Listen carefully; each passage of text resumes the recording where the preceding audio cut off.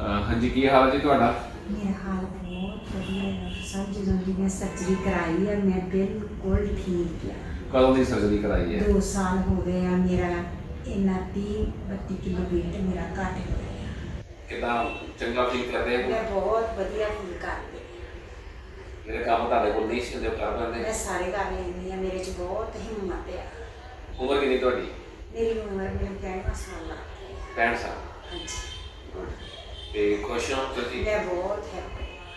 ਤੁਸੀਂ ਆਪਣਾ ਰਹਿਣ ਵਾਲੇ ਕਿੱਥੋਂ ਦੇ ਤੁਸੀਂ? ਅਸੀਂ ਰਹਿਣ ਵਾਲੇ ਇੱਥੋਂ ਕਪੂਰਥਲੇ ਤੋਂ। ਤੇ ਬਾਹਰ? ਬਾਹਰ ਅਸੀਂ हैं। ਤੇ ਜਦੋਂ ਵੈਂਕੂਵਰ ਦਾ ਕੋਈ ਪੇਸ਼ੈਂਟ ਜਾਂ ਕਪੂਰਥਲੇ ਦਾ ਕੋਈ ਪੇਸ਼ੈਂਟ ਨੂੰ ਕੰਟੈਕਟ ਕਰਨਾ ਚਾਹੇ ਤੁਸੀਂ ਆਪਣਾ ਨੰਬਰ ਬਾਹਰ ਲਾ ਬੋਲ ਸਕਦੇ ਹੋ?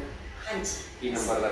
साढ़ा 604 596 601। ਤੇ ਕਿਹੜੇ ਵੇਲੇ ਤੁਹਾਨੂੰ ਕਾਲ ਕਰ ਸਕਦੇ ਹੋ? जिस वेले मर्जी कॉल कर सकते। ਹੁਣ ਮੈਨੂੰ ਨਾਲ ਉਸੇ ਆਪਰੇਸ਼ਨ ਤੋਂ ਪਹਿਲੇ ਤੁਹਾਨੂੰ ਕੀ ਤਕਲੀਫ ਸੀ ਤੇ ਹੁਣ ਆਪਰੇਸ਼ਨ ਤੋਂ ਬਾਅਦ ਤੁਹਾਨੂੰ ਕੀ ਫਰਕ ਹੈ ਹੋਏ?